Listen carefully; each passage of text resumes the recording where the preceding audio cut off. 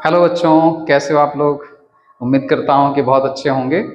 और जो वीडियो आपको भेजे गए हैं वो आप लोग स्टडी उसकी कर रहे होंगे। लास्ट वीडियो में आप लोगों को हमने पढ़ाया था एजियोट्रॉप्स, जो लास्ट टॉपिक था, ठीक ना। एजियोट्रॉप्स में मिनिमम बॉइलिंग एजियोट्रॉप्स था, मैक्सिमम बॉइलिंग एजियोट्रॉप्स थे। ये सब बातें हो गई हैं। अब उसके आगे का जो कंटेंट है आपका वो है कॉलिगेटिव प्रॉपर्टी, यानी अणुसंख्य गुणधर्म, ठीक है ना। तो ये हेडिंग लिखी भी हुई है कि अणुसंख्य गुणधर्म और मोलर द्रव्यमान का निर्धारण। तो जो आप ये कॉलिगेटिव प्रॉपर्टी आपको भी हम डिस्कस करेंगे या पढ़ाएंगे, जो आप सीखेंगे, इससे इन सारी कॉलिगेटिव प्रॉपर्टी से, सारे अणुसंख्य गुणधर्म जो आप पढ़ेंगे, इनसे जो सोल्यूट है, यानी जो सॉल्यूशन बनाते समय आपने विलेय पदार्थ डाला है, उसके मोलर द्रव्यमान का निर्धारण भी हो जाता है, ठीक ना। इस पर न्यूमेरिकल्स भी आते हैं। तो आपको सब सीखना है कि कैसे हम मोलर द्रव्यमान किस फार्मूले से निकालेंगे। ओके, तो चलिए अब शुरुआत करते हैं। अणुसंख्य गुण पहले समझते हैं, फिर उसके बाद आगे और सीखेंगे। ओके, ठीक है। तो ये है हेडिंग, यहाँ हमने डाल दी है, अणुसंख्य गुण किसके, विलयनों के, और मोलर द्रव्यमान का निर्धारण। तो ये हेडिंग आपके जो एनसीईआरटी बुक्स हैं उसमें ऐसे एज इट इज है। अगर हम थोड़ा सा और इसको बढ़ा दें तो यहाँ पर आप लिख भी सकते हैं कि विलयनों के अणुसंख्य गुण और विलयन में उपस्थित जो विलेय पदार्थ है, यानी सॉल्यूट सब्सटेंस है, उसके मोलर द्रव्यमान का निर्धारण। ये पूरा हेडिंग हो जाएगा, लेकिन यही हेडिंग आपके बुक में है तो मैंने यही डाला कि आप कंफ्यूजन में कोई ना हो, ठीक है। तो ये हो गया colligative properties and determination of molar masses. तो क्वेश्चन उठता है कि अणुसंख्य गुण विलयन के क्या होते हैं, ठीक है ना। आपने वेपर प्रेशर वगैरह के बारे में पढ़ ही लिया है, और विलयन के अणुसंख्य गुण क्या होते हैं। तो ध्यान दो, सपोज करिए ये आपके पास सॉल्यूशन है, ये सॉल्यूशन है, और इसमें ये सॉल्यूट पार्टिकल डिसॉल्व हैं, ये सॉल्यूट पार्टिकल्स हैं, ठीक है। तो इस विलयन के ऐसे प्रॉपर्टीज, ऐसे गुण जो केवल विलेय पदार्थ के कणों की संख्या पर निर्भर करें। किस पर? संख्या पर। इससे कोई मतलब ना हो कि हमने उसमें कौन सा विलेय पदार्थ डाल दिया है या डिसॉल्व कर दिया है। यानी चाहे हम सॉल्यूशन बनाते समय सॉल्यूट के रूप में, यानी विलेय पदार्थ के रूप में चाहे चीनी डाल दें, चाहे यूरिया डाल दें, ठीक ना, इससे कोई मतलब नहीं होना चाहिए। अगर जितने पार्टिकल हमने चीनी के डाले हैं, उतने ही पार्टिकल अगर इस विलयन में एक दूसरा विलयन बनाए इसी जैसा, और उतने ही पार्टिकल, उतने ही विलयन में, उतने ही विलायक की मात्रा में अगर हम यूरिया के डाल दें, दोनों की कंसंट्रेशन सेम हो जाए, दोनों की मोलरता सेम हो जाए, तो जो कॉलिगेटिव प्रॉपर्टी इस विलयन की होगी, यानी शुगर सॉल्यूशन की होगी, इसमें हमने चीनी मिलाया हुआ है, और दूसरा हमने मान लीजिए विलयन बनाया है, उसमें हमने क्या मिलाया हुआ है, ये मान लीजिए इसमें यूरिया मिलाया मैंने, यूरिया। तो ये हमारे पास दो विलयन हो गए, लेकिन दोनों की कंसंट्रेशन सेम है। मान लीजिए इसकी भी 1 m है और इसकी भी 1 m है, दोनों विलयनों की कंसंट्रेशन सेम कर दी हमने, यानी सांद्रता एक जैसी है, ठीक है। 1 मोल चीनी इसमें भी पड़ी है 1 लीटर विलयन में, इसमें भी 1 मोल यूरिया पड़ी है 1 लीटर विलयन में। जबकि आप देखें अगर, तो यूरिया का फार्मूला होता है NH2CO NH2, और शुगर का फार्मूला होता है C12H22O11। दोनों मॉलिक्यूल का जो नेचर है वो अलग अलग है, इसका मोलर मास अलग है, इसका मोलर मास अलग है, लेकिन जो विलयनों के अणुसंख्य गुण होंगे वो इस बात पर निर्भर नहीं करेंगे कि यूरिया है या फिर चीनी, क्योंकि नंबर ऑफ मोल्स, यानी नंबर ऑफ पार्टिकल्स चीनी के यहां पर जितने हैं उतने यहां पर भी हैं, ठीक ना। 1 मोल यहां भी है, 1 मोल यहां भी है, तो इनके अणुसंख्य गुण समान होंगे। तो ऐसे ही गुणों को जो केवल कणों की संख्या पर निर्भर करें, प्रकृति पर नहीं, कि कौन सा उसमें हमने पदार्थ घोला हुआ है, इस पर न निर्भर करें। ऐसे समस्त गुणों को हम क्या नाम देते हैं? अणुसंख्य गुण। नाम से भी यहां स्पष्ट हो रहा है, देखिए अणुसंख्य मतलब अणुओं की संख्या पर निर्भर करने वाले गुण, किसके? विलयनों के। वही क्या कहलाएंगे? अणुसंख्य गुण कहलाएंगे। तो जब आप डेफिनेशन लिखें तो ऐसे लिख लेंगे कि विलयनों के ऐसे गुण जो उसमें घुले हुए विलेय पदार्थ के कणों की संख्या पर निर्भर करें, प्रकृति पर न निर्भर करें, ऐसे समस्त गुणों को क्या कहते हैं? विलयन के अणुसंख्य गुण कहा जाता है। बात क्लियर हो गई? तो ये आपका इसका पहला पॉइंट डेफिनेशन का बन जाएगा। अब क्वेश्चन आता है कि ऐसे कौन से गुण हैं, कौन सी प्रॉपर्टीज हैं विलयन की जो अणुसंख्य की कैटेगरी में आती है। ठीक है, तो देखिए आपको लास्ट वीडियो में, पिछले वीडियोस में हमने डिस्कस कर दिया था वाष्प दाब और वाष्प दाब अवनमन, यानी वाष्प दाब में कमी कैसे आती है। ठीक है, तो उसी में पहला टॉपिक आपका हो जाएगा जो अणुसंख्य गुण है पहला, वो है वाष्प दाब का आपेक्षिक अवनमन। आपेक्षिक अवनमन ये हो गया अणुसंख्य गुण, पहला हो गया। Relative lowering of vapour pressure, second कौन सा होगा? सेकंड होगा क्वथनांक उन्नयन। क्वथनांक उन्नयन यानी एलिवेशन इन बॉइलिंग पॉइंट। तीसरा होगा, तीसरी कॉलिगेटिव प्रॉपर्टी है हिमांक अवनमन। हिमांक अवनमन ये हो गया, यानी depression in freezing point. And fourth one, यानी चौथी जो कॉलिगेटिव प्रॉपर्टी है यानी अणुसंख्य गुण है, वो है परासरण दाब। क्या है? परासरण दाब यानी ऑस्मोटिक प्रेशर। तो ये चार अणुसंख्य गुण हैं जो आपको पढ़ने हैं। यही विलयनों के चार अणुसंख्य गुण होते भी हैं, ठीक है ना, जिनकी स्टडी आपको करनी है। तो ये सारे प्रॉपर्टीज विलयन के ऐसे होते हैं जो सिर्फ कणों की संख्या पर निर्भर करते हैं। इससे मतलब नहीं कि कौन सा उसमें डिसॉल्व किया गया। अगर कोई सोल्यूट है ए, कोई बी है, कोई सी है, उन तीनों के नंबर सेम हैं विलयन में और विलयन का कंसंट्रेशन भी सेम है, तो इससे कोई फर्क नहीं पड़ता। उन सब के ये चारों कॉलिगेटिव प्रॉपर्टी अगर निकालोगे आप तो सेम ही आएंगी, सब एक जैसे होंगे। ठीक है ना? तो डेफिनेशन हो गई, टाइप्स ऑफ कॉलिगेटिव प्रॉपर्टी आपने सीख लिया। अब एक एक का डिस्कशन होना है। और एक कंडीशन आपको हम बता दें इसमें कि जब हम इस टाइप के कॉलिगेटिव प्रॉपर्टीज को पढ़ रहे होते हैं तो नॉर्मली जो सॉल्यूशन हम लेते हैं उसमें जो विलेय पदार्थ हमने डिसॉल्व किया है, चाहे चीनी हो चाहे यूरिया हो, ये जो सोल्यूट होता है ये कैसा होता है? ये हमने वाष्प दाब अवनमन के दौरान भी आपको बताया था कंडीशन। तो ये सोल्यूट हमारा होगा अवाष्पशील। कैसा होगा? अवाष्पशील। ये विलय हमारा अवाष्पशील होना चाहिए, ये कंडीशन हमको लगानी है। ठीक ना? यानी कोई हम वाष्पशील विलय पदार्थ नहीं डिसॉल्व करेंगे, ये उनके लिए नहीं है रोल्स। ठीक ना? अवाष्पशील हमको डालना है। और एक कंडीशन अभी और इसमें ऐड कर लीजिए कि ये जो हम डिसॉल्व कर रहे हैं विलय पदार्थ, पहला तो हो गया अवाष्पशील होने चाहिए, दूसरा हो गया विद्युत अनपघट्य होने चाहिए। ये भी हम डिस्कस कर चुके हैं, विद्युत अनपघट्य होने चाहिए। इसका मतलब हुआ कि जो पदार्थ हम घोल रहे हैं सॉल्यूशन बनाने के लिए, उनकी वेपर्स ना बने, यानी वो खुद वाष्पित ना हो, उनकी वाष्प ना बने। और दूसरा, वो विलयन में जब घुलें तो उनका वियोजन ना हो या उनका संगुणन ना हो। एक हमने डिसॉल्व किया तो एक ही रहे अंदर, वो टूट करके दो हिस्सों में ना बट जाए या फिर दो मिलकर एक ना हो जाए। ठीक ना? तो विलयन में उसकी स्थिति जो बाहर है वही अंदर भी होनी चाहिए।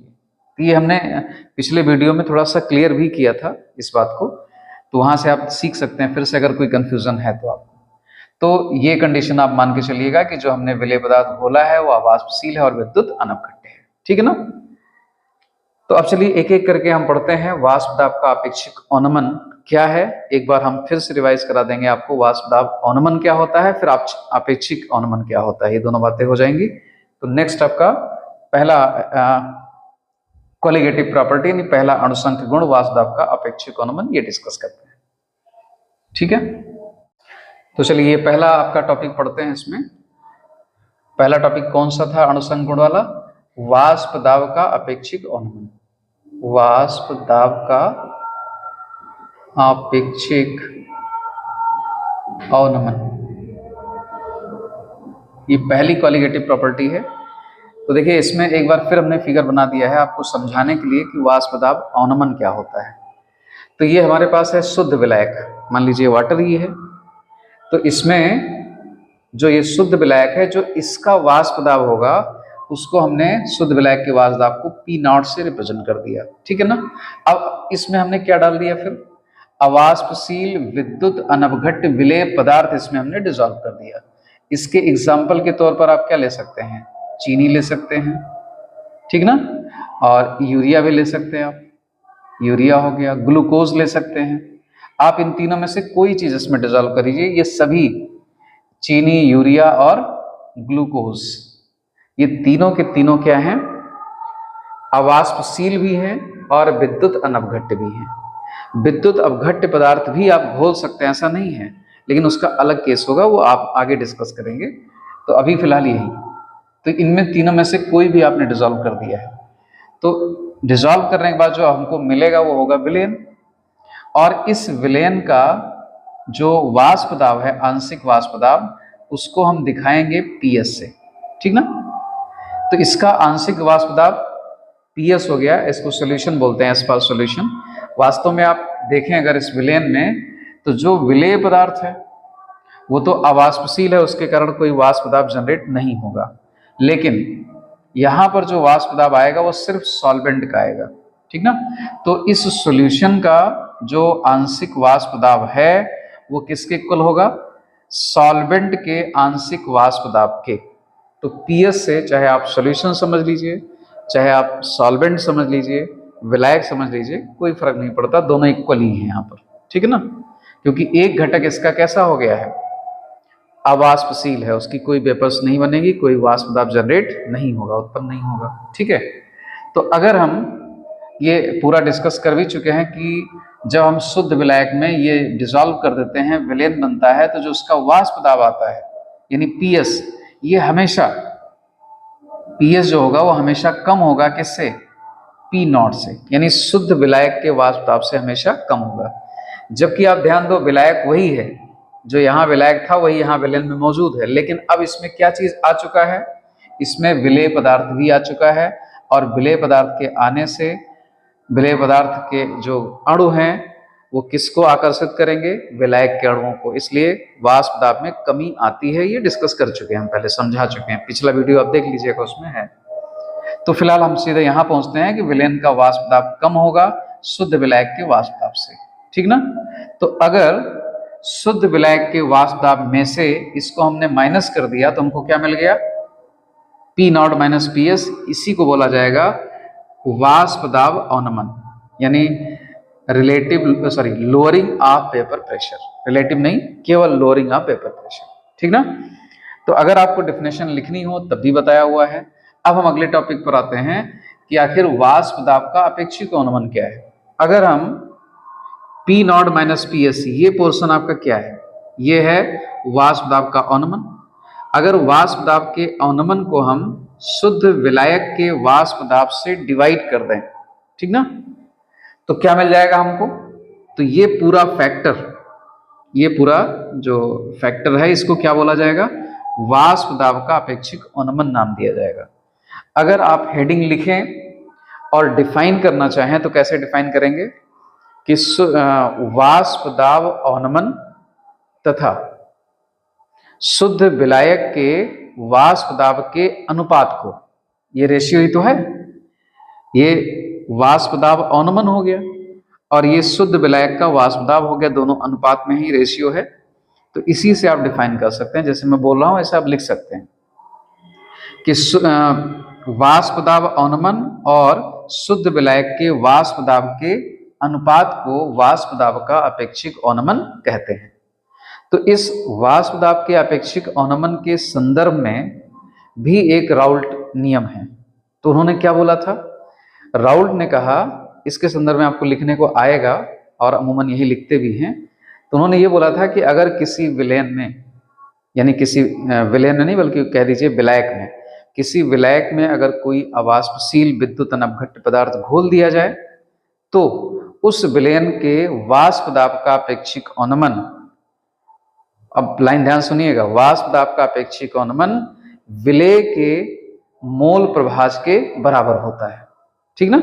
यानी अगर इस सेंटेंस को हम मैथमेटिकली लिखें तो कैसे हो जाएगा, ये हो गया वाष्प दाब का अपेक्षिक अवनमन और यहां आ जाएगा एक्स सल्यूट यानी विलेय। अब सोचने वाली बात यह है कि वाष्पन तो किसका होता है, वेपर्स किसकी बनती है, विलायक की, और यहां पर इस फॉर्म में रिलेट कर दिया गया है। तो जो राउल्ट्स लॉ आपको हमने पहले पढ़ाया था, इसके पहले शुरुआत करी थी, दूसरे लेक्चर में होगा, तो सेम वही है, बस उसका थोड़ा सा तरीका बदल गया है। अभी आपको करके भी दिखा देते हैं कैसे आता है ये सब चीजें। तो जो ये आपके पास एक्सप्रेशन यानी जो व्यंजक ही आया हुआ है, अभी आपको निकाल के दिखाएंगे राउल्ट्स लॉ से ही, ठीक ना, कैसे आता है। तो बात पूरी समझ गए। ये भी राउल्ट लॉ का एक स्टेटमेंट है कि किसी विलयन के वाष्प दाब का अपेक्षिक अवनमन विलेय के मोल प्रभाज के समानुपाती होता है। कंडीशन क्या है, जो विलयन बना है जिसका वाष्प दाब अपेक्षिक अवनमन हमने निकाला है, वो विलयन ऐसा हो जिसमें अवाष्पशील विद्युत अनवघट्य पदार्थ घोले गए। ठीक है ना? अब चलिए देखते हैं कैसे ये आता है। ठीक है, तो देखिए इसमें आपको करना क्या है कि जो आपका एक्चुअल में राउल्ट्स लॉ था उसी को हम लिखते हैं। तो राउल्ट्स लॉ अगर आप ध्यान हो, आपको लर्न हो, तो क्या था राउल्ट्स लॉ, कि राउल्ट्स लॉ ये है कि विलयन में किसी भी वाष्पशील घटक का जो आंशिक वाष्प दाब होता है वो उसके मोल प्रभाज के समानुपाती होता है। ठीक ना? तो मान लीजिए ये आपका है विलयन, तो विलयन का जो वाष्प दाब है, विलयन का आंशिक वाष्प दाब यानी पीएस से दिखा दें इसको, ये समानुपाती किसके है, जो सॉल्वेंट है विलायक उसके मोल प्रभाज के समानुपाती है। यानी यहां पर हम लिखते हैं विलायक, यानी विलायक का मोल प्रभाज उसके समानुपाती होगा। ये बात सुनना ही आपको, क्योंकि जो विलयन अभी हमने लिया था उसमें विलेय पदार्थ वाष्पित होगा नहीं, सिर्फ विलायक होगा। तो यहां पर हम चाहे विलायक लिख दें चाहे सोल्यूशन लिख दें, बात एक ही आएगी इस टाइप के विलयन के लिए। ठीक है ना? तो ये है राउल्ट्स नियम। अब ये समानुपात हटाएं तो क्या आता है, is equal to P naught और एक्स, इसको काई भी बोलते हैं लेकिन नॉर्मली अब इसका सिंबल ऐसा हो गया है कि एक्सी की तरह लिखा जाता है। ठीक ना? थोड़ा सा बड़ा कर देते हैं, तो ये हो गया विलायक का मोल प्रभाज। तो ये क्या चीज है, ये भी ये बताया था कि शुद्ध अवस्था में, यानी जब विलायक में कोई विलेय पदार्थ आप डिसॉल्व ना किए हो तब उसका वाष्प दाब है ये। ठीक ना? शुद्ध अवस्था में, अभी लिखा भी था हमने। अब हम क्या करें इसको, कि इसको इस फॉर्मेट में लिख लें, P S upon P not is equal to X solvent यानी विलायक। और हम लोगों ने एक फार्मूला और पढ़ा है कि अगर हमारे पास विलयन है तो विलेय का मोल प्रभाज प्लस विलायक का मोल प्रभाज, ये दोनों किसके इक्वल होते हैं, टोटल सम जो होता है वो किसके इक्वल होता है, 1 के। तो इसका मतलब हम इस विलायक के प्लेस पर क्या रख सकते हैं, 1 माइनस विलेय का मोल प्रभाज रख सकते हैं। यानी अगर हम करें तो इसको इधर ले जाइए तो 1 माइनस विलेय का मोल प्रभाज हो जाएगा। तो इसके प्लेस पर हम ये वैल्यू यहां पुटअप कर दें। अगर यहां पुटअप करेंगे तो क्या हो जाएगा, P S minus P not is equal to 1 minus विलेय का मोल प्रभाज, ये आ गया विलेय। ओके, तो आपने देखा कि विलायक के फॉर्म में था और हमने कन्वर्ट कर लिया किस फॉर्म में, विलेय के फॉर्म में, सल्यूट के फॉर्म में कन्वर्ट कर लिया। ओके, अब ये मिटा देते हैं, ये फार्मूला पहले भी आपको पढ़ा चुके हैं। ठीक है, अब क्या करना है, अब देखिए इस टर्म को यानी विलेय के मोल प्रभाज टर्म को हम इस साइड में ले लें, यानी साइड चेंज कर दें इनका, और ये वाला इधर ले लेंगे तो क्या आपको मिलेगा equation, 1 minus P S upon P not हो जाएगा, और ये वाला इधर जाएगा तो माइनस साइन इसका प्लस हो जाएगा। यानी कुल मिला के कुछ इस तरह का रिलेशन डेवलप हो जाएगा। ये ऐसे कर लेते हैं, एक्स विलेय यानी विलेय का मोल प्रभाज और ये हो गया 1 minus P S upon P not, ये हो गया इस तरह से। अब अगर इसको हम सॉल्व करें, थोड़ा सा ऐसे लिख दें 1 माइनस ऐसे, अब सही हुआ। अब इसको अगर हम सॉल्व करें, या इसी को हम ऐसे भी कर सकते हैं 1 minus P S upon P not is equal to विलेय का मोल प्रभाज। कोई समस्या तो नहीं है इसमें, सेम है दोनों चीजें, ये और ये। यहाँ लिख देते हैं, ये ऐसे कर लिया हमने। अब इसको सॉल्व करें तो ये, अब देखिए इसको सॉल्व करें हम अगर, तो इस तरह से आ जाएगा कि ये पूरा सॉल्व करिए तो हो जाएगा P not minus P S upon P not, okay, is equal to X विलेय। ये बहुत छोटा सा लिखा जाता है, तो ये विलेय का मोल प्रभाज। और आपको बताया था कि यही क्या है, ये पूरा फैक्टर आप जरा देखिए, बताइए क्या है। तो अभी जस्ट समझाया था आपको कि ये जो पूरा फैक्टर है ये क्या है, वाष्प दाब का अपेक्षिक अवनमन है। तो राउल्ट्स का एक और स्टेटमेंट्स, राउल्ट नियम का एक और स्टेटमेंट आ गया कि वाष्प दाब का अपेक्षिक अवनमन, विलयन के वाष्प दाब का अपेक्षिक अवनमन विलेय के मोल प्रभाज के समानुपाती होता है, ठीक ना। यानी इसमें वोलेटाइल कंपोनेंट यानी वाष्पशील जो घटक था वो विलायक था, लेकिन जो रिलेशन हम लोगों ने डेवलप कर लिया वो किस फॉर्म में आ गया, विलेय के मोल प्रभाज के रूप में आ गया। आप समझे नहीं। तो ये हो गया एक कॉलिगेटिव प्रॉपर्टी, यानी यहां पर देखिए सिर्फ विलेय का मोल प्रभाज मैटर कर रहा है और कोई टर्म इसमें नहीं है। इसका मतलब ये अणुसंख्य गुणधर्म हो गया, ओके। तो ये रिलेशन बन गया और इसको हम कह सकते हैं कि ये राउल्ट्स नियम का एक दूसरा टाइप का स्टेटमेंट हो गया। और ये तब होगा जब हम विलायक में अवाष्पशील और विद्युत अनवघट्य विलेय पदार्थ घोलेंगे, ठीक है ना। तो पहली कॉलिगेटिव प्रॉपर्टी आपकी फिनिश होती है।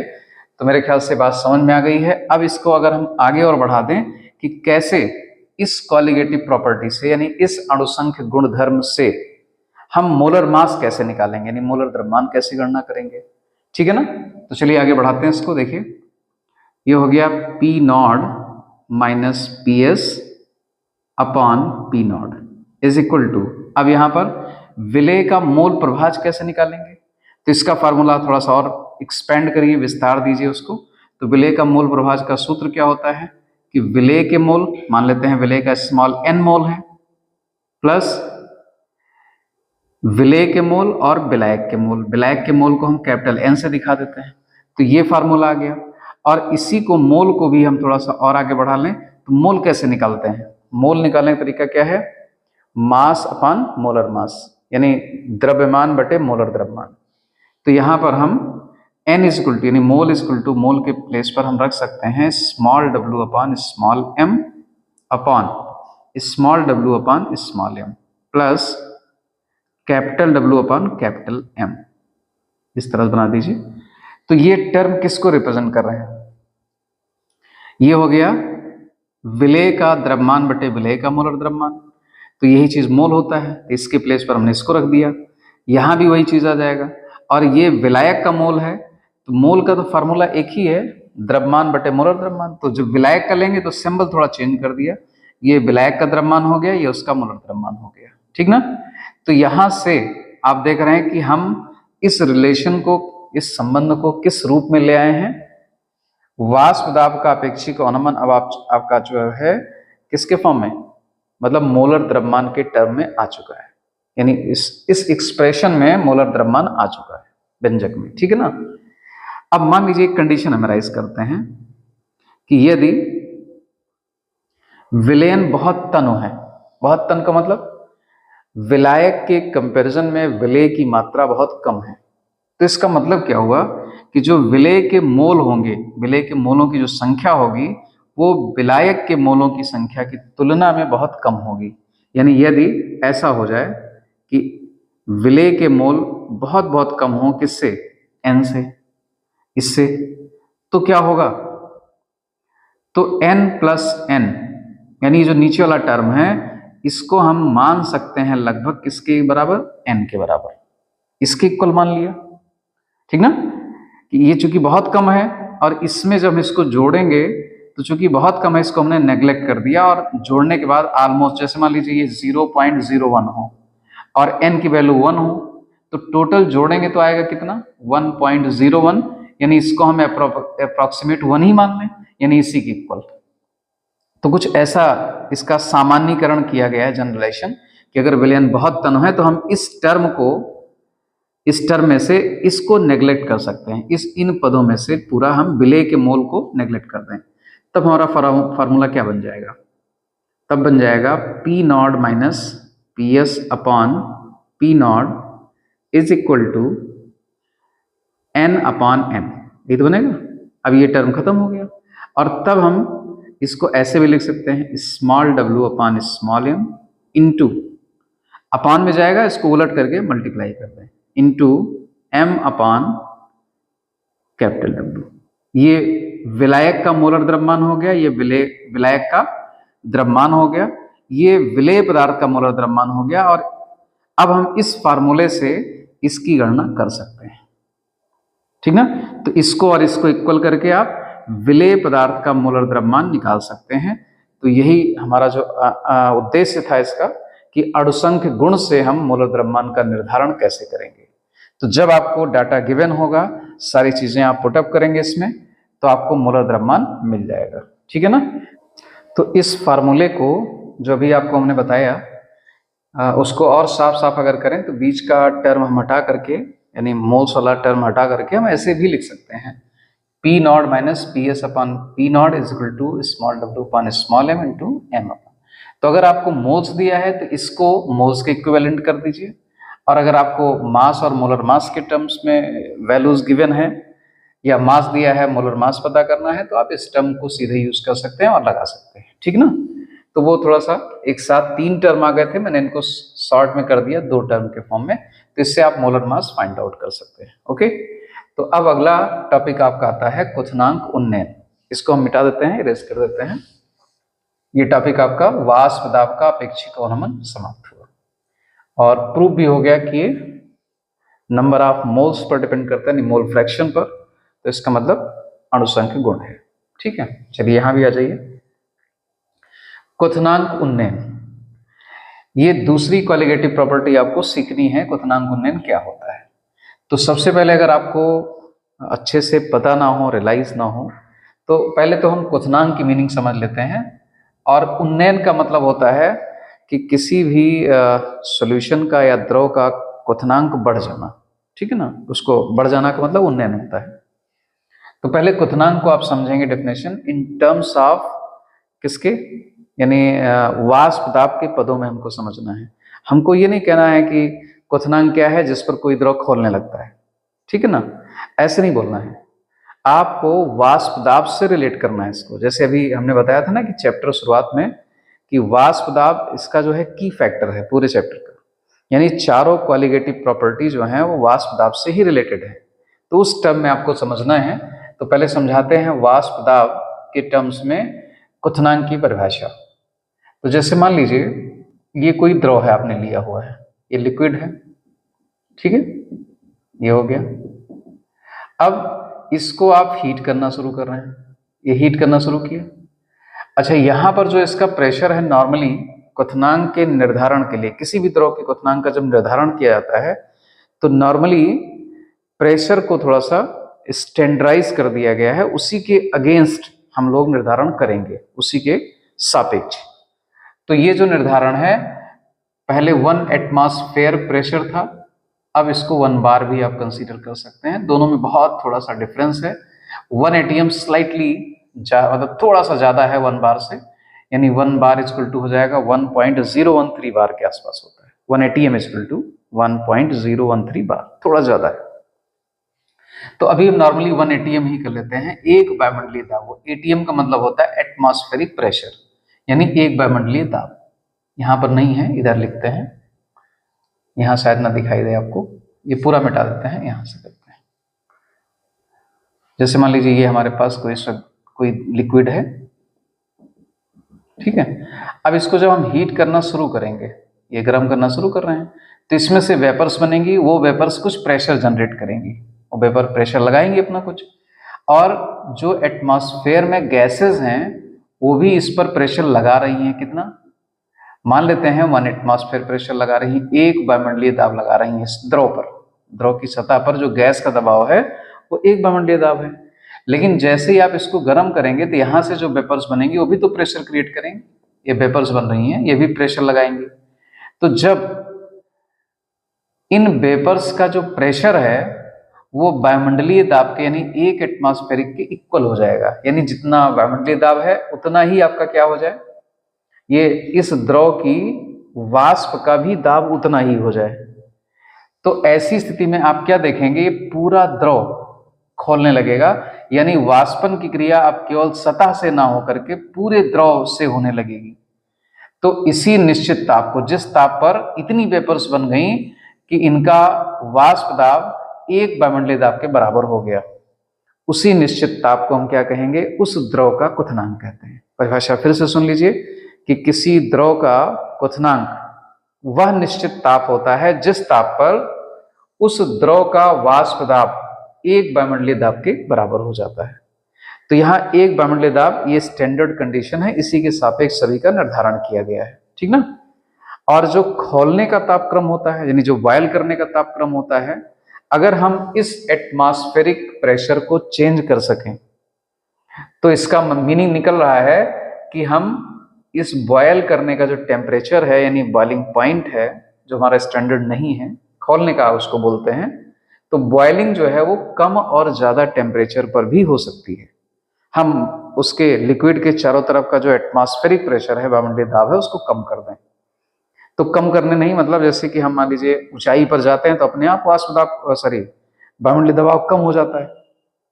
इसीलिए कहा जाता है कि जब आप माउंटेन यानी ऊंचाई पर जाएंगे, पहाड़ों पर जाएंगे, तो चूंकि पहाड़ों पर वायुमंडलीय दाब कम हो जाता है, इसलिए कोई द्रव वहां अपेक्षाकृत जो प्लेन में यानी समतल पर, जब पहाड़ पर आप नहीं गए थे तब खोला था जिस ताप पर, उससे कम ताप पर ही वो खोलने लगेगा। क्यों? वहां एटमॉस्फेरिक प्रेशर था कम था ना। तो जब आपने हीट करना शुरू किया तो इतनी वेपर्स बन गई कि जो उसके दाब के बराबर हो गई। मान लीजिए यहाँ पर 1 एटमॉस्फेयर है समतल स्थानों पर, यानी जो प्लेन एरिया बोला जाता है, और वहां पर मान लीजिए कितना हो गया, 0.9 एटीएम हो गया। तो अब जो ये वेपर्स बनी थी बहुत जल्दी इसके इक्वल हो जाएंगी, यानी अपेक्षाकृत कम ताप पर हो जाएंगी। तो जब कम ताप पर हो जाएंगे तो ये द्रव जल्दी बॉयल कर जाएगा। ओके, लेकिन इसी का उल्टा अगर कर लीजिए, आप गहराई में चले जाएं खूब, तो वहां वायुमंडलीय दाब बहुत ज्यादा बढ़ जाएगा, और बढ़ जाएगा तब क्या होगा, वहां पर आपको द्रव को बॉयल कराने के लिए अपेक्षाकृत और ज्यादा टेम्परेचर की आवश्यकता होगी, यानी उच्च ताप पर वो बॉयल करेगा, दाब नहीं ताप। ओके, तो ये परिभाषा शायद समझ में आ गई होगी आपको बॉइलिंग पॉइंट की। तो पूरा रिलेशन वेपर प्रेशर से ही है कि जिस ताप पर द्रव का वाष्प दाब 1 वायुमंडलीय दाब के बराबर हो जाएगा, वही ताप इसका क्वथनांक कहलाएगा।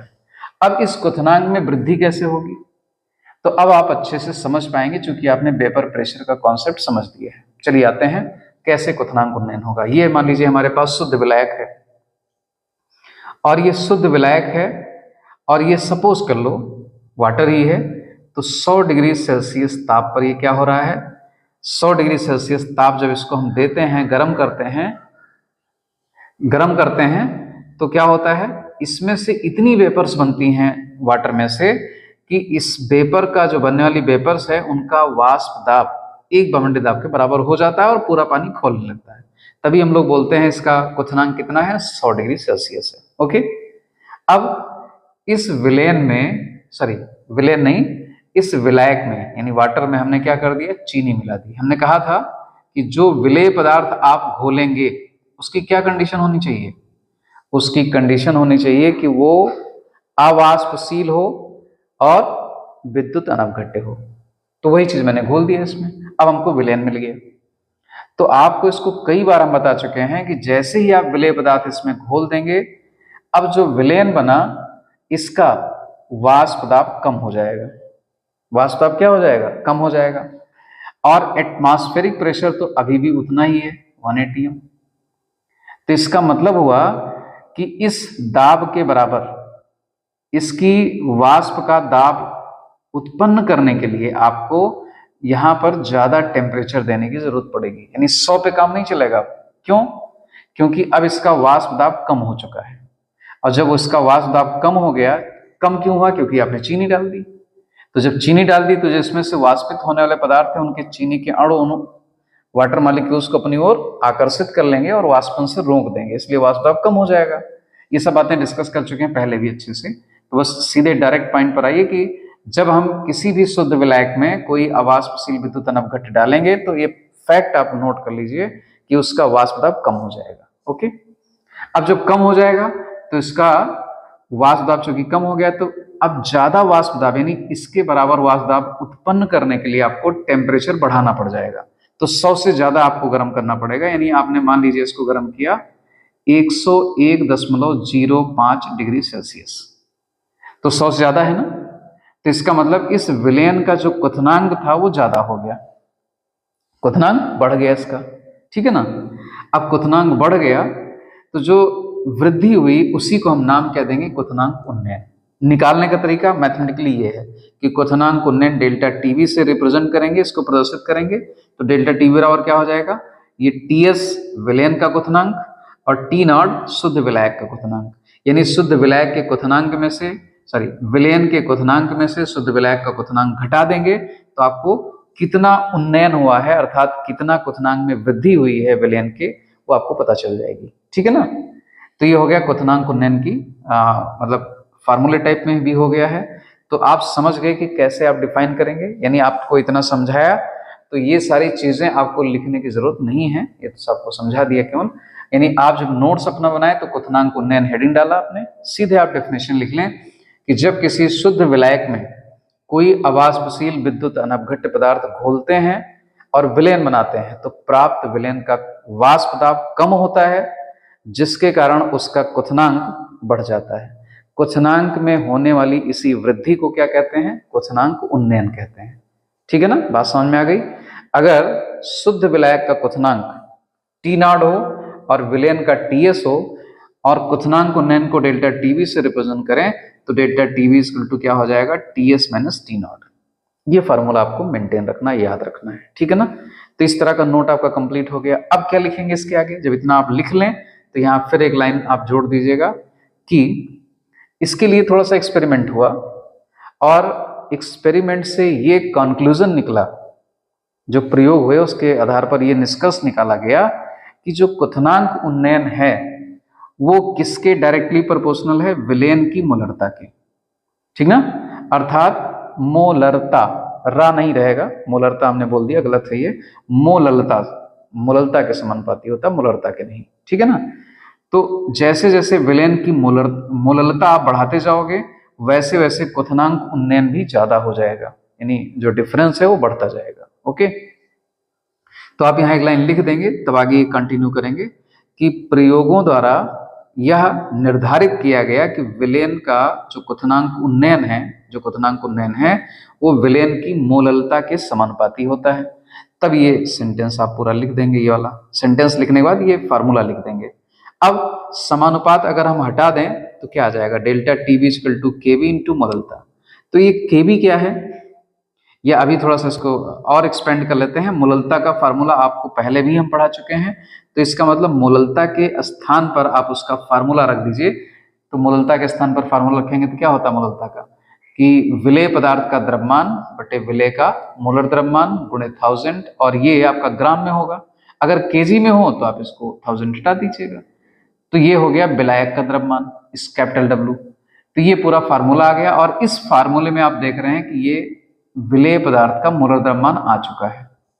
तो इसका मीनिंग ये हो गया कि इस फार्मूले की सहायता से भी हम क्या कर सकते हैं? विलेय पदार्थ के मोलर द्रव्यमान की गणना कर सकते हैं, अगर हमको डेल्टा टीबी पता हो, केबी पता हो और विलेय का द्रव्यमान पता हो, विलायक का द्रव्यमान, ठीक है ना। तो इससे भी निकल जाएगा। अब यहाँ पर हमने लिख रखा है केबी क्या है? केबी है मोलल उन्नयन स्थिरांक। क्या कहते हैं इसको? मोलल उन्नयन स्थिरांक भी कहते हैं, या एवोल्यूस्कोपिक स्थिरांक, ये इंग्लिश भी लिख रखी है, इंग्लिश वाला ही सीधा वर्जन है यहाँ पर। तो ये दो नाम होते हैं, इस नाम को भी आपको याद रखना है क्योंकि कभी कभी इस नाम से भी पूछ लिया जाता है। तो पता लगा आप मोलर उन्नयन स्थिरांक तो याद रखे हैं और इवेल्यूस्कोपिक भूल गए हैं, तो ये गलत हो जाएगा, फिर आप समझ नहीं पाएंगे कौन सा है। ठीक है ना। और इसमें कैपिटल W हमने लिख दिया है, वैसे आपको बहुत बार बता चुके हैं, ये विलायक का द्रव्यमान हो गया। तो इस तरह से आपने देखा कि क्वथनांक उन्नयन की सहायता से भी हम क्या कर सकते हैं, विलेय पदार्थ के मोलर द्रव्यमान की गणना कर सकते हैं। और ये भी एक अणुसंख्य गुण है, केवल किस पर डिपेंड करता है, कणों की संख्या पर। ओके, तो ये हो गया पूरा आपका। अब इसमें देखिए, इसका एक एक्सपेरिमेंट आप ऑब्जर्व कर सकते हैं अपने घर पर भी, कि मान लीजिए आप क्या करो, वाटर ले लो थोड़ा सा और जल एक पात्र में और उसको गर्म करो। जब वाटर खौलने लगे, मतलब जल पूरा खौल जाए, खूब बॉयल कर रहा हो, उसके बाद उसमें नमक या चीनी आप डाल दो। तो चीनी ही डालिए, नमक मत डालिए।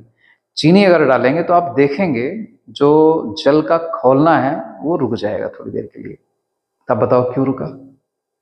इसलिए रुक गया क्योंकि जैसे ही हमने उसमें चीनी डाली, वैसे क्या हो गया, वैसे उसका वाष्प दाब कम हो गया, क्योंकि चीनी वाष्पित नहीं होगी और उस ताप पर जल के जितने अणु वाष्पित हो रहे थे, ठीक ना, उनका वाष्प दाब कम पड़ गया वायुमंडलीय दाब के दाब से।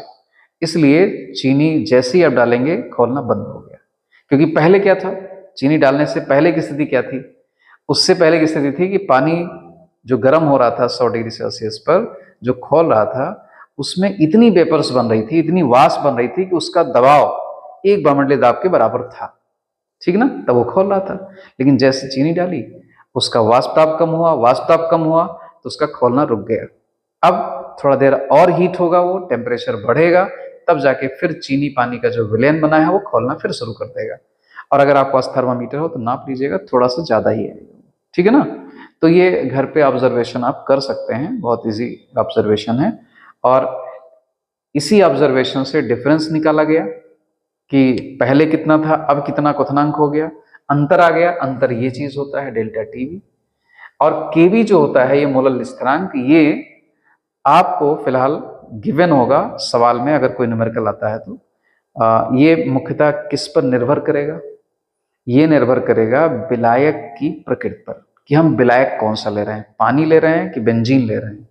सबके लिए केबी का मान जो होता है वो अलग अलग होता है विलायकों के लिए। तो ये आपको गिवन होता है सवाल लगाते समय। ओके, तो इतनी बातें क्लियर हो गई आपकी, ठीक है। तो ये था पूरा आपका। अब इसका जो थोड़ा सा ग्राफिकल मेथड है वो भी समझा देते हैं। ग्राफ आपको बना हुआ मिलेगा बुक में, तो वो भी समझाते हैं कि क्या होता है, ठीक है ना।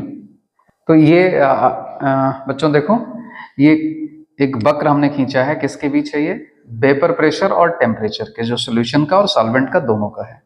तो यहाँ ध्यान समझो कैसे ग्राफ ये हमने प्लॉट किया हुआ है। तो ये एक्सिस कौन सा है, वेपर प्रेशर वाली, यानी यहाँ पर जैसे जैसे ऊपर आप जा रहे हैं वेपर प्रेशर बढ़ रहा है। और ये पॉइंट वो है कि जो एक वायुमंडलीय दाब के बराबर वेपर प्रेशर को व्यक्त कर रहा है, प्रदर्शित कर रहा है। यानी यहाँ तक अगर वेपर प्रेशर आ गया किसी का बढ़ करके, तो इसका मतलब वो 1 एटमॉस्फेयर के इक्वल हो गया। और आपको पता है कि जब किसी भी विलायक का या विलयन का वाष्प दाब एक वायुमंडलीय दाब के बराबर हो जाएगा, तो वही बिंदु उसका या वही टेम्परेचर उसका क्वथनांक होता है। तो चलिए यहाँ पर देखिए, विलायक की लाइन देखिए, ये अगर इसको हम ऐसे मिलाएं नीचे, तो इसका मतलब जब टेम्परेचर आपका इतना है, 0 से इतना बढ़ाया हमने, तो विलायक का जो वाष्प दाब है वो इतना है। अब जैसे जैसे हम टेम्परेचर बढ़ा रहे हैं, विलायक का वाष्प दाब बढ़ता जा रहा है, बढ़ता जा रहा है। इस पॉइंट पर आप देखें तो ये विलायक का जो वाष्प दाब है इस पॉइंट पर, यानी यहाँ पर, ये किसके इक्वल हो गया, 1 एटमॉस्फेयर के। तो इस पॉइंट पर, यानी इस टेम्परेचर को हम नीचे मिलाएं, तो इसको हमने दिखा दिया है T0 से, ठीक ना। तो इसका मतलब ये हुआ कि इस टेम्परेचर पर, मान लीजिए वैल्यू है 100 डिग्री सेल्सियस, तो इस, या केल्विन में आप मान लीजिए 200 या 373 केल्विन है, तो ये इस टेम्परेचर पर बॉयल कर गया विलायक। क्योंकि आप देख रहे हैं ना कि उसका वाष्प दाब वक्र जो है वो 1 एटमॉस्फेयर के इक्वल हो गया। और जैसे ही वाष्प दाब विलायक का 1 एटमॉस्फेयर हो जाएगा, उसी ताप पर वो खोलने लगेगा। तो ये हो गया बॉइलिंग पॉइंट। अब विलयन का देखो ग्राफ ये है, हमेशा उसके नीचे जा रहा है। जो विलयन का ग्राफ है, वाष्प दाब का वक्र है, वो हमेशा विलायक के नीचे है। क्यों है? क्योंकि प्रत्येक ताप पर विलयन का जो वाष्प दाब होगा वो कम होगा, इसलिए नीचे जा रहा है। तो उसी टेम्परेचर पर आप देखिए, अगर हम इसको ऐसे बढ़ा दें यहाँ पर, उसी टेम्परेचर पर विलेन का जो वाष्प दाब है वो इतना है मात्र, यहाँ से यहाँ तक, यानी ये पॉइंट। अगर यहाँ कोई नंबर दे दें, मान लो 0, 1, 0.1, 2, 3, 4, 5, इस तरह से कोई नंबर दे दें, तो आप नंबर छोड़ो, मतलब एक्सेस में तो दिख ही रहा ना कि ये वैल्यू ये है और ये वैल्यू ये है। ये जो यहाँ से लेकर यहाँ तक है, ये विलायक के शुरुआती वाष्प दाब को इस टेम्परेचर पर डिपेंड शो कर रहा है, और ये जो है किसको शो कर रहा है, विलेन के वाष्प दाब को।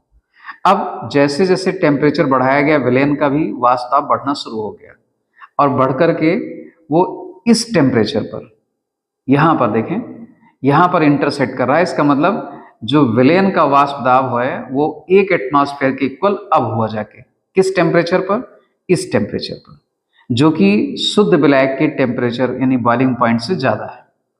तो जो ये डिफरेंस हुआ उसी को हम डेल्टा टीबी कहते हैं, यानी क्वथनांक उन्नयन कहते हैं। ये ग्राफ का मीनिंग हो गया। अब बुक्स में हो सकता है सिंबल में थोड़ा अंतर भी हो जाए, यानी इसको ऐसे भी दिखाया सकता है टीबी नॉट, यानी शुद्ध विलायक का क्वथनांक, T temperature, B for boiling temperature, और नॉट मतलब शुद्ध अवस्था में। और यहाँ पर टीबी एस कर सकते हैं या टीबी कर सकते हैं या टी एस कर सकते हैं। तो हमने इसको ऐसे दिखा दिया, थोड़ा शॉर्ट में कर दिया है, टीबी कर दिया है। टीबी मतलब सॉरी, टी एस का मतलब सोल्यूशन का बॉइलिंग पॉइंट, और टी नॉट का मतलब शुद्ध विलायक का बॉइलिंग पॉइंट। तो ये सिंबल है, सिंबल की मीनिंग मतलब तरीका भले बदल जाए, मीनिंग वही रहती है कि ये जो है शुद्ध विलायक के क्वथनांक को दर्शाएगा और ये विलेन के। तो ये ग्राफ भी हो गया, समझा दिया आपको, ठीक है ना।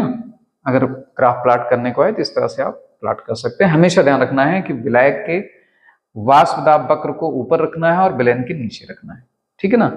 तो ये हो गया ओवरऑल क्वथनांक उन्नयन के बारे में, ठीक है। अब इसके बाद तीसरी क्वालिटेटिव प्रॉपर्टी आएगी, हिमांक अवनमन, ठीक है ना। तो आप तीसरी क्वालिटेटिव प्रॉपर्टी हम लोग डिस्कस करेंगे, ओके। तो बच्चों, 2 क्वालिटेटिव प्रॉपर्टी यानी 2 अणुसंख्य गुणधर्म आपने पढ़ लिए हैं, ठीक है ना। कौन कौन सा हो गया, वाष्प दाब का अपेक्षिक अवनमन हो गया, और दूसरा था क्वथनांक उन्नयन। ये दोनों टॉपिक कंप्लीट हो गए। अब तीसरा जो अणुसंख्य गुणधर्म है वो कौन सा है, हिमांक अवनमन, ओके। हिमांक अवनमन, तो सबसे पहले इसमें हम लोग समझेंगे, जैसे उसमें समझा था क्वथनांक उन्नयन था, तो पहले क्वथनांक क्या होता है ये समझा था। तो एक बार फिर से रिपीट करते हैं। हिमांक अवनमन में सबसे पहले हम हिमांक को समझते हैं कि हिमांक क्या होता है, यानी फ्रीजिंग पॉइंट क्या होता है। तो नॉर्मली सभी को अमूमन पता होता है कि जिस ताप पर कोई द्रव ठोस अवस्था में परिवर्तित होने लगता है उसी को हम क्या कहते हैं, उसका फ्रीजिंग पॉइंट कहते हैं। लेकिन इसको in terms of vapour pressure आपको पता लगाना है। हमने कहा था सारी टॉपिक्स जो चारों क्वालिटेटिव प्रॉपर्टी हैं वेपर प्रेशर से रिलेट होंगी, ठीक है। तो वेपर प्रेशर के संदर्भ में इसका क्या डेफिनेशन होगी, क्या परिभाषा होगी, कैसे आप समझ अपनी विकसित करेंगे इसके संदर्भ में, वो आपको समझाना है पहले। तो देखिए, हिमांक क्या होता है, आपने ऑब्जर्व किया होगा, चाहे टीवी पे कहीं देखा हो, चाहे अपने फ्रिज में से कुछ जैसे मान लीजिए जल निकाला हो और उसमें कुछ बर्फ भी बन गई हो, ये सारी चीजें ऑब्जर्व करी होंगी। तो वहां पर दोनों फेजेस आपको नजर आ रही हैं, यानी जल ही था और वो लिक्विड फेज में भी है, यानी द्रव अवस्था में है, द्रव प्रावस्था में भी है, और ठोस प्रावस्था यानी बर्फ में भी है, ठीक है ना। तो वास्तव में क्या है कि जब ऐसा कोई सिस्टम आपको मिलता है जहां ठोस और द्रव दोनों होता है, उसी का जैसे एग्जाम्पल हमने बताया आपको जल और बर्फ का, टीवी पर आपने देखा होगा बहुत सारे महाद्वीप है, अंटार्कटिका है, उसमें बर्फ का हिमखंड एकदम तैरता रहता है, ठीक ना। तो वहाँ बर्फ भी है, जल भी है, दोनों प्रावस्थाएं आपको दिख रही हैं, ठोस और द्रव। तो जल और बर्फ के बीच में इक्विलिब्रियम है, यानी एक साम्य की अवस्था है। जिस स्पीड से जल बर्फ में कन्वर्ट हो रहा है उसी स्पीड से, उसी दर से बर्फ जल में कन्वर्ट हो रही है, ओके। तो क्या है कि ये इन दोनों के बीच इक्विलिब्रियम है, और ये इक्विलिब्रियम एक निश्चित ताप पर एग्जिस्ट करता है। एक निश्चित ताप और दाब की जो परिस्थिति होती है, तो दाब अमूमन चूंकि एटमॉस्फेयर खुले में हम ले रहे थे, एटमॉस्फेरिक दाब है, तो वहां पर हम कोई नियंत्रण खास नहीं कर रहे हैं, हम केवल किस पर करते हैं, ताप पर, ठीक ना, कम ज्यादा कर रहे हैं। जैसे बेसिल में ले रखा है, बाकी तो अंटार्कटिका महाद्वीप पर वहां नेचर खुद ही अपना व्यवस्थित कर रही है, उसको ताप दाब सब वही कंट्रोल कर रही है। तो हम पात्र की बात करते हैं कि अगर पात्र में आपने ये ले रखा है तो टेम्परेचर आप कम करते जाएंगे तो जल किस में कन्वर्ट होना शुरू हो जाएगा, बर्फ में। तो निश्चित दाब की कंडीशन में जब आप टेम्परेचर घटाते चले जा रहे हैं, इसको ठंडा करते जा रहे हैं जल को, जैसे फ्रिज में आपने डाल दिया है, तो जिस ताप पर बर्फ बनना शुरू हो जाए, मतलब जल फ्रीज कर जाए, सॉलिड स्टेट में आ जाए, ठोस में आ जाए, यानी बर्फ बन जाए, तो समझ जाइए वही टेम्परेचर क्या है, जल का हिमांक है। ठीक ना, जिस टेम्परेचर पर शुरुआत हो जाए। बात समझी नहीं समझी? तो ऐसे स्थिति मान लीजिए जिस टेम्परेचर पर शुरुआत हुई उसी टेम्परेचर को आपने रोक दिया, मतलब उससे कम आप नहीं कर रहे हैं, तो क्या होगा, जल और बर्फ के बीच में एक साम्य स्थापित हो जाएगा। जो थोड़ी सी बर्फ बनी है वो उसी दर से जल में बदलेगी और जल पुनः उसी दर से बर्फ में बदल जाएगा। तो आपको कोई परिवर्तन नजर नहीं आएगा अगर आपने टेम्परेचर को रोक दिया है तो, यानी बर्फ बनेगी, जितना बनी है उतना आपको दिखाई देगी। ठीक ना। तो जो ये जल था और ये द्रव प्रावस्था है इसकी, और ये कौन सी है, ठोस प्रावस्था है। ठीक ना। तो ये जो बर्फ बनी है इसका भी अपना एक वाष्प दाब होगा, इसका भी वेपर प्रेशर होगा। ठीक ना। और जल का भी अपना वेपर प्रेशर होता है। तो जब कभी किसी भी पदार्थ की द्रव अवस्था का जो वाष्प दाब है, वाष्प दाब, वो उसकी ठोस अवस्था के वाष्प दाब के इक्वल हो जाए, बराबर हो जाए, यानी जब वो कभी ठोस रहा हो उस समय जितना वेपर प्रेशर होता है एक निश्चित ताप दाब पर, उतना ही जब इस जल का, यानी द्रव में जो है, द्रव अवस्था में जो है, इसका उतना ही वेपर प्रेशर जब हो जाएगा तो समझ जाइएगा ये जल अब फ्रीज कर गया है, ठोस अवस्था में परिवर्तित होना शुरू कर देगा। उसी तापक्रम को, जिस ताप पर यह घटना हुई, उसी तापक्रम को हम इस जल का या किसी भी द्रव का हिमांक कहेंगे। ठीक है। यहाँ पर हमने एक और दूसरे फॉर्म में रिप्रेजेंट किया हुआ है। ये तो एग्जांपल हो गया आपका। मान लीजिए कोई विलायक है जो द्रव अवस्था में है, और वही विलायक जब उसका तापक्रम आप घटाते चले गए, ठंडा करते चले गए उसको, तो वो क्या हुआ, विलायक किस प्रावस्था में आ गया, ठोस में आ गया, ठोस अवस्था में आ गया। ओके। और दोनों के बीच एक इक्विलिब्रियम, एक साम्य स्थापित हो गया। ये जिस ताप पर पहली बार शुरुआत हुई, जिस ताप पर विलायक सबसे पहले द्रव और ठोस अवस्था में परिवर्तित हो गया, उसी तापक्रम को हम नाम कह देंगे विलायक का हिमांक कहेंगे। और इस तापक्रम पर विलायक का उतना ही वाष्प दाब होगा जितना उसकी ठोस अवस्था में उसका वाष्प दाब होता है। तो नटशेल में, यानी संक्षेप में अगर हम परिभाषा बताएं हिमांक की, तो यही कह देंगे आप कि हिमांक किसी विलायक का या किसी द्रव का वह निश्चित ताप होता है जिस पर उसका वाष्प दाब उसकी ठोस प्रावस्था के वाष्प दाब के बराबर हो जाता है, और दोनों प्रावस्थाओं के मध्य एक साम्य स्थापित हो जाता है। ठीक ना। तो ये परिभाषा हो गई हिमांक की।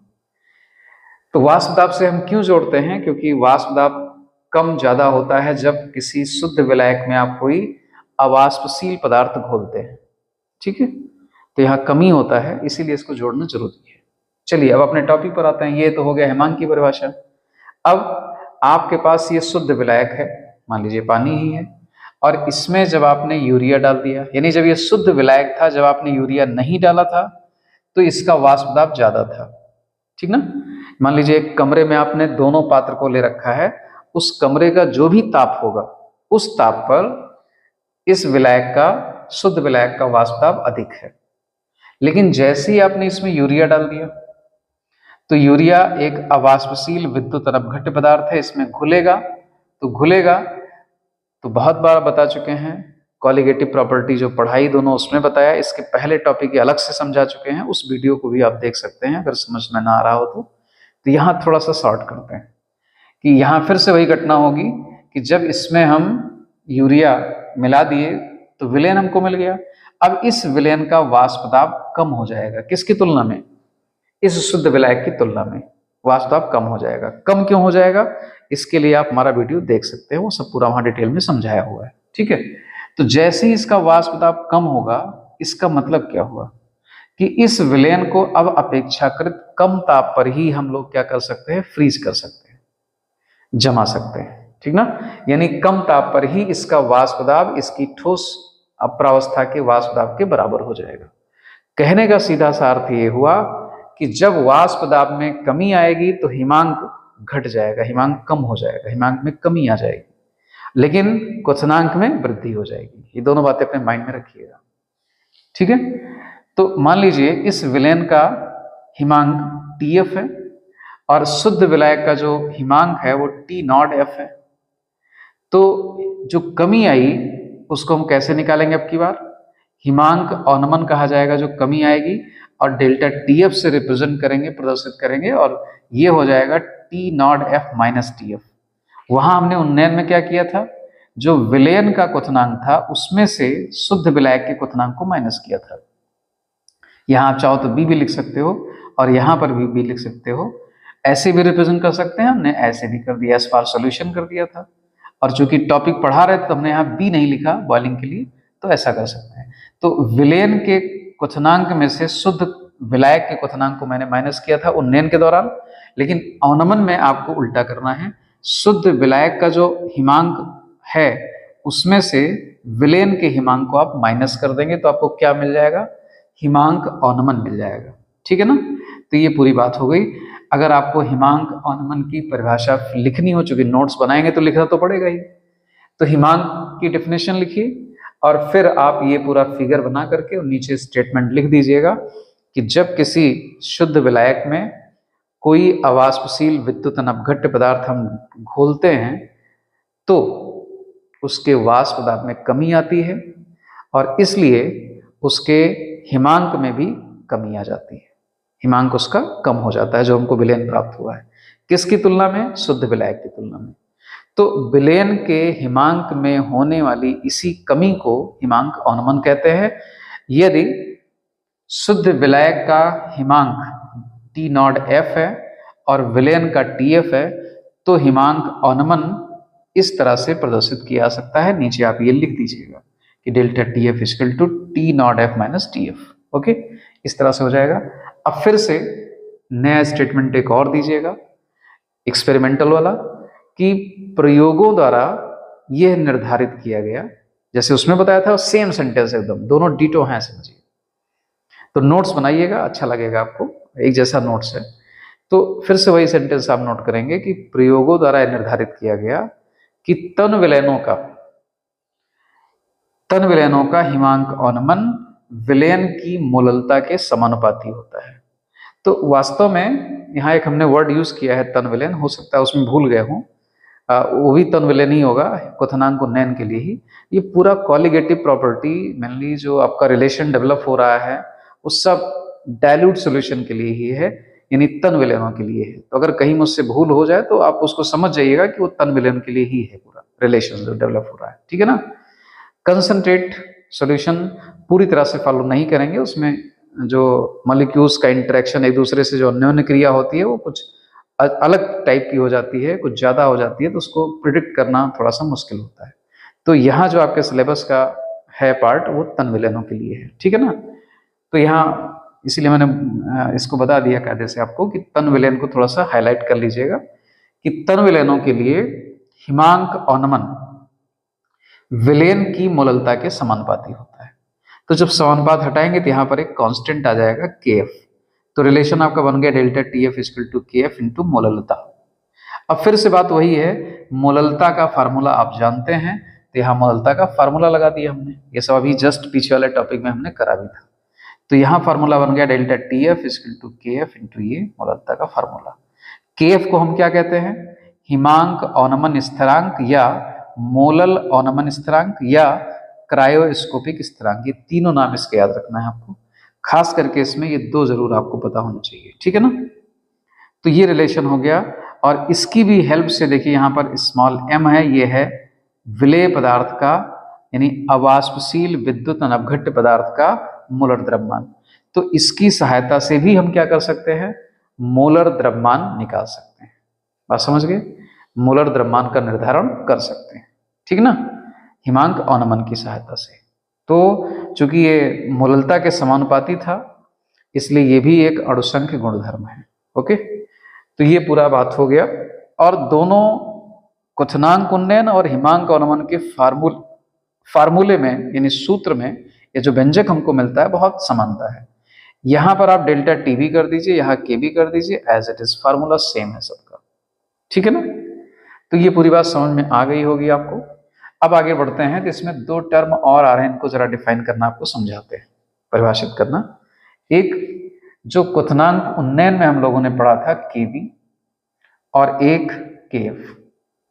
तो एक बात हमने बता दी थी इनकी कि केवी हो चाहे केएफ हो, ये दोनों ही किस पर डिपेंड करते हैं, किस पर निर्भर करते हैं, विलायक की प्रकृति पर निर्भर करते हैं। अलग अलग विलायकों के लिए इनका मान अलग होता है, ठीक है ना। अब अगर आपको मान लीजिए कह दिया जाए कि इनको डिफाइन करिए, यानी आप मोलल उन्नयन स्थिरांक या मोलल अवनमन स्थिरांक से क्या समझते हैं, ऐसा कोई प्रश्न बन जाए मान लीजिए, तो कैसे परिभाषित करेंगे। तो आपके पास दो तरीके हैं, मैथमेटिकल, और जो आपकी समझ को विकसित करेंगे वैसा भी फार्मूला, वैसा भी जो है स्टेटमेंट आपके माइंड में होना चाहिए। एक तो रटने वाला ना कि बस जो देखा हमको नजर आ रहा है उससे हमने समझ, लेकिन समझ विकसित नहीं हुई उसमें। तो जैसे मान लीजिए यहां पर हम देखें, बहुत सारे बच्चे इस तरह से बताते भी हैं कि ये फार्मूला है आपका, ये वाला हम ले लेते हैं मेनली टीएफ के लिए। तो केएफ को हमको डिफाइन करना है, तो हम क्या कर दें, डेल्टा टीएफ अपान मोललता कर दें, मोललता, ठीक ना।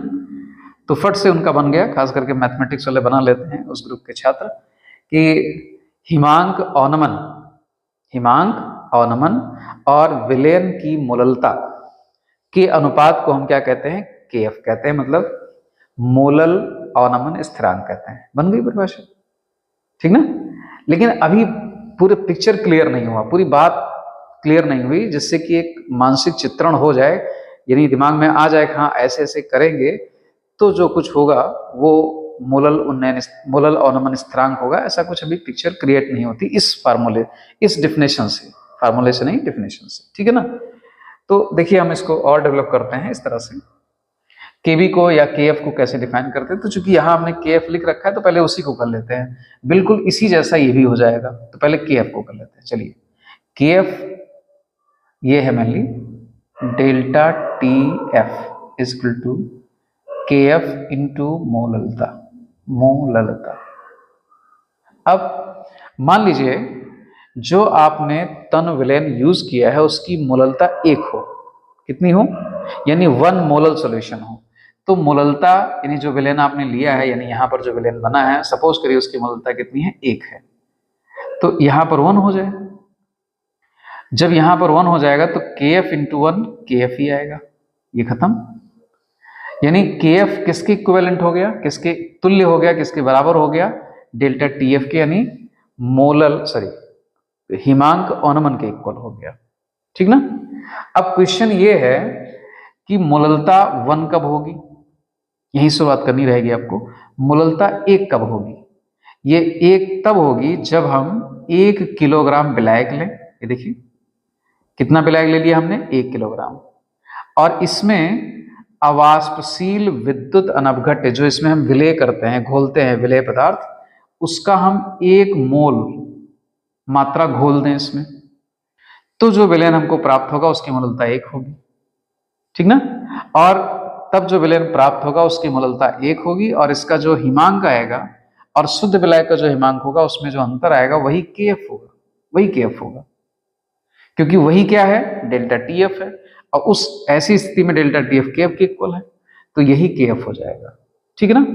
तो पूरा ये पिक्चर है। अब इसको जरा सा सेंटेंस में हम लोग ढालते हैं और बन जाएगी परिभाषा, बहुत आसान सी। और ऐसा ही ट्राई करिएगा फिर आप लोग बनाने का, केवी का लिखिएगा। देखिए कैसे कि 1 किलोग्राम विलायक में किसी अवाष्पशील विद्युत अनवघट्य का 1 मोल विलीन करने पर, 1 मोल घोलने पर, उस विलयन के हिमांक में जो कमी आती है वही क्या होता है, उसका मोलल अवनमन स्थिरांक होता है या क्रायोस्कोपिक कांस्टेंट होता है। बन गई परिभाषा, ठीक ना, कि 1 किलोग्राम विलायक में किसी किसी अवाष्पशील विद्युत अनवघट्य का 1 मोल घोलने पर उसके हिमांक में जो कमी आ जाती है वही क्या है, मोलल अवनमन स्थिरांक है या क्रायोस्कोपिक स्थिरांक है, ठीक है ना। और सेम हिमांक अवनमन की बात ना करिए आप, उन्नयन की बात कर दीजिए तो ये केबी की परिभाषा बन जाएगी। कैसे, फिर से सुन लीजिए कैसी परिभाषा बनेगी। देखिए, 1 किलोग्राम विलायक में किसी अवाष्पशील विद्युत अनवघट का 1 मोल विलीन करने पर उसके क्वथनांक में जो वृद्धि हो जाती है, क्वथनांक में जो उन्नयन हो जाता है, उसे हम मोलल उन्नयन स्थिरांक कहते हैं। बन गई डिफिनेशन, बहुत ईजी है। तो इससे क्या होगा कि आपका एक मेंटल पिक्चर भी बन गई है कि हाँ, जब हम 1 मोल डिजॉल्व करेंगे 1 किलोग्राम विलायक में तभी ऐसा होगा, ठीक ना। तब जो कमी आएगी या जो वृद्धि होगी वही केबी और केएफ की वैल्यू होगी, ठीक है। अब उसके बाद मोललता को आप मल्टीप्लाई कर देते हैं इसमें, तो वो भी ओबियस है। अगर आप 2 मोल कर दें तो उसी के अकॉर्डिंग बढ़ जाएगा सब कुछ। बात क्लियर हो रही है ना। तो ये था कहानी पूरी। तो इस तरह से आप इसको केबी और केएफ को डिफाइन कर सकते हैं, ठीक है।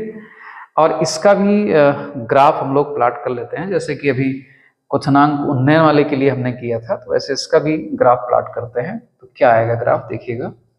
इसका ग्राफ प्लॉट करें तो कुछ इस तरह से आएगा, जैसे ये है, और ये हो गया विलायक का वाष्प दाब, और ये हो गया विलयन का वाष्प दाब, ठीक ना। थोड़ा सा और नीचे कर देते हैं, ये हो गया विलयन का वाष्प दाब। इस पॉइंट को आप कह लीजिए ये हो गया, ठीक है।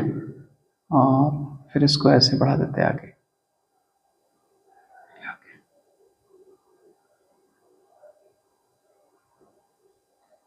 ये हो गया।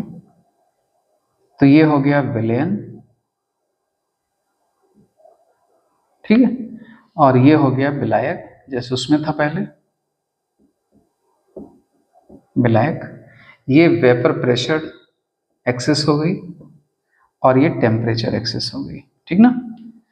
तो अभी क्या है, देखिए ध्यान से, विलायक का वाष्प दाब इतना है, ये हो गया।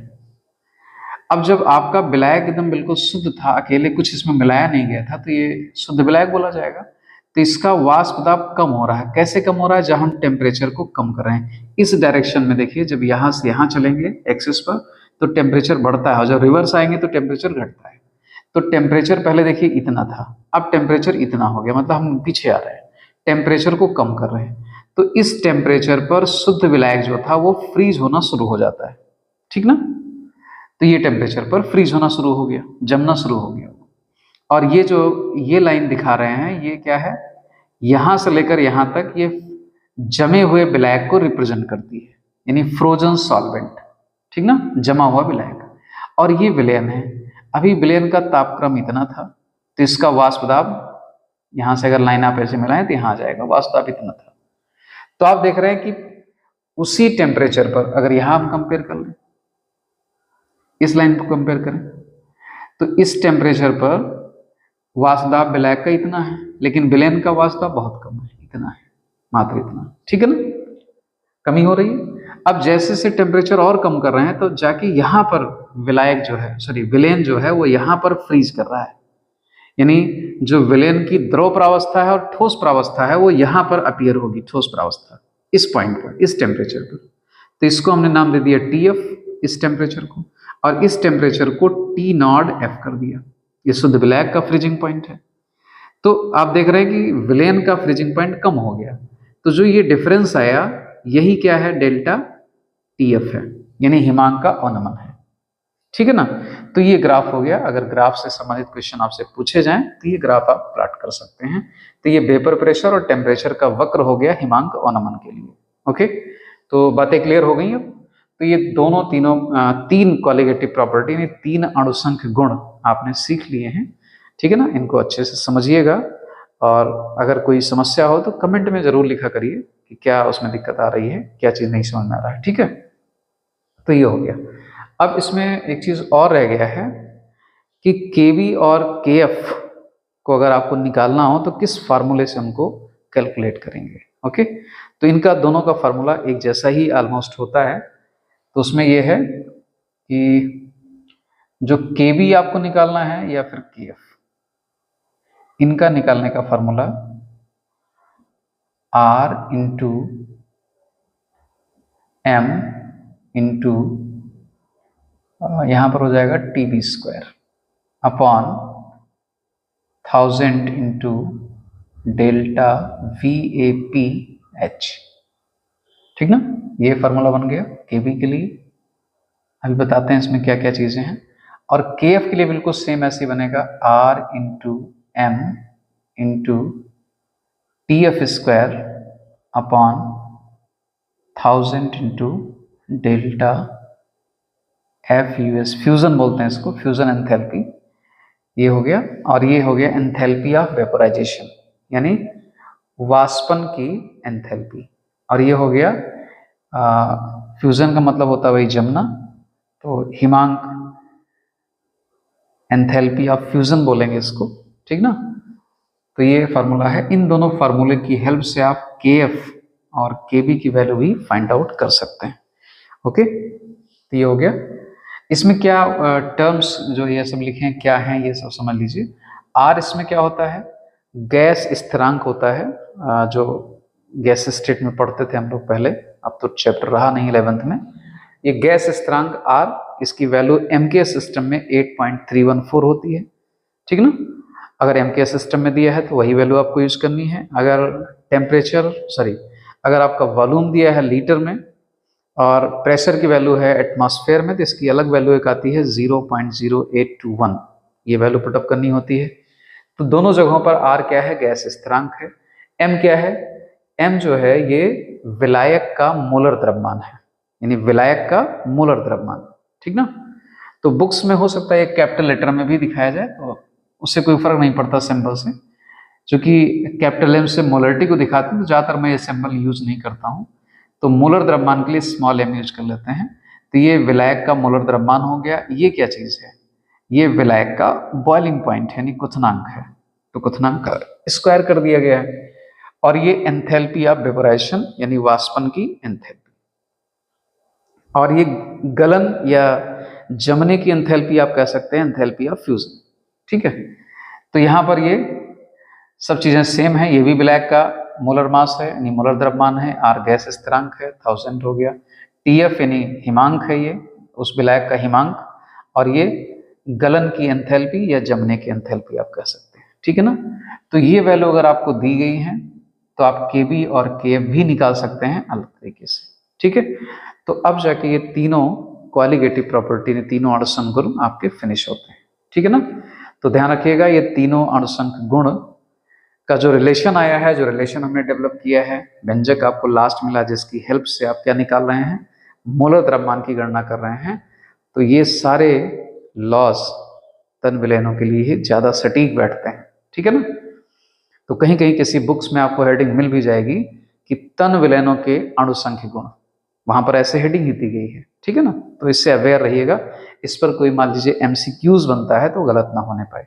ठीक है ना, कि कहाँ लागू होता है, इस टाइप के क्वेश्चन बनाए जा सकते हैं कि ये सारे नियम या जो व्यंजक आपको प्राप्त हुए मुख्यतः किस पर लागू होते हैं, तन विलयनों पर कि सांद्र विलयनों पर कि दोनों पर। तो बहुत अच्छे से तन विलयनों पर लागू होंगे, ये आपका ऑप्शन होना चाहिए। ठीक है, तो अब एक कॉलिगेटिव प्रॉपर्टी और बच रही है, तो उसको हम लोग नेक्स्ट वीडियो में डिस्कस करेंगे। Okay, thank you.